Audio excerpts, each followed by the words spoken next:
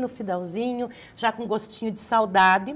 Eu espero que você, em todos os nossos encontros, tenha sempre retomado o artigo da disciplina, para que realmente esses nossos encontros sirvam de aprofundamento, né?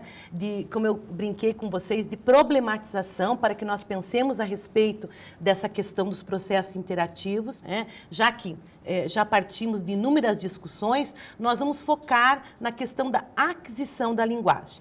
Para que nós realmente possamos aproveitar, nós temos que lembrar lá do nosso terceiro ou quarto encontro, em que nós conseguimos fazer a diferença entre o termo aquisição, né, e o termo aprendizagem, né? A aprendizagem como sistemática, a aquisição como assistemática, né? A aquisição como volitiva, né?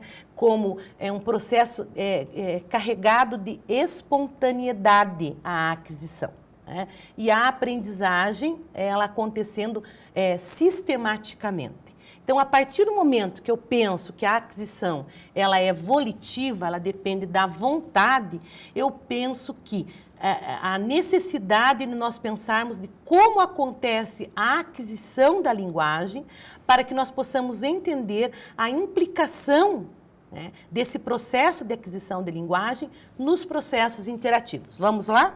Já que a linguagem é mediadora desse processo interativo. Como estudado nessa disciplina, qualquer criança normal desenvolve habilidades linguísticas de maneira espontânea. Se apenas a espécie humana desenvolve a linguagem verbal de forma espontânea, então acredita-se que há uma estrutura biopsicológica responsável por essas funções. Também tratamos, quando nós tratamos da questão do cerebral aí na nossa disciplina, gostaria que vocês retomassem todos os conceitos vistos nesse momento. De fato, o sistema nervoso do corpo humano possui estruturas diferentes, né, dos demais animais, habilitando o homem ao exercício da linguagem, né? Linguagem, a palavra linguagem vem de logos, de razão, né? Daí, de acordo com os teóricos que foram que eu usei como referência na nossa disciplina, o homem, como ser humano, né, e como se utilizando da razão essencialmente, né, para interagir com o meio à sua volta, o homem é dotado dessa capacidade de se utilizar da linguagem como mediadora nessa relação. O único a poder se utilizar dessa relação. Por isso, a aquisição da linguagem para os teóricos, eu sempre retomo isso, porque vocês podem ter leituras de teóricos diferentes, né? Para os teóricos usados e defendidos por mim nessa questão, nessa nossa disciplina, a questão da aquisição da linguagem ser assistemática num primeiro momento, né?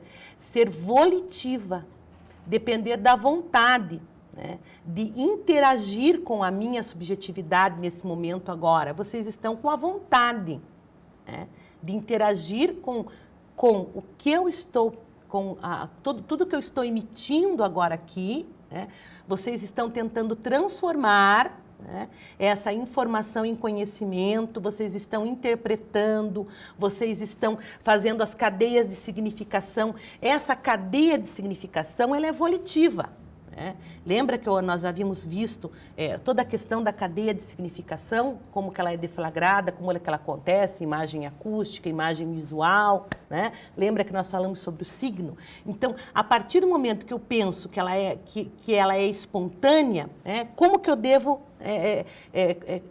acreditar que isso tem a ver com o que nós estamos tratando na disciplina de processos interativos? O sistema nervoso central, ele é programado para quê? Para aperfeiçoar as funções dos hemisférios. O hemisfério esquerdo tem a função de organizar e dar as sequências lógicas, receber os sinais acústicos para a produção da fala. Então, é no hemisfério esquerdo em que esse processo interativo ocorre de maneira mais intensa, em que a minha fala, por exemplo, agora é transformada, né, em significação para você.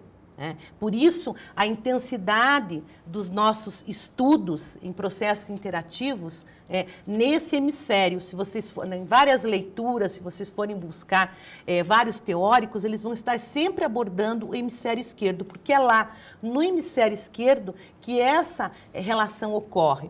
Por isso, a necessidade de nós conhecermos de maneira mais intensa e mais profunda esse hemisfério. Nesse processo interativo, professor, aluno e conhecimento, é nesse local em que nós vamos ter essa relação acontecendo, tá? Assim, o ser humano, devido às suas características biológicas e psicológicas, ele utiliza a linguagem por um meio de sistema simbólico, abstrato, articulado por regras, por sistemas, por contextos. Por exemplo, por que eu digo simbólico? Porque a palavra cadeira, mesmo que eu a escreva, cadeira, C-A-D-E-I-R-A, ela de nada, nem o desenho da palavra, de nada denota o que ela significa. Foi estabelecido por nós, na língua portuguesa, que a palavra cadeira, criasse dentro da nossa mente a significação de um banco, por exemplo, com encosto.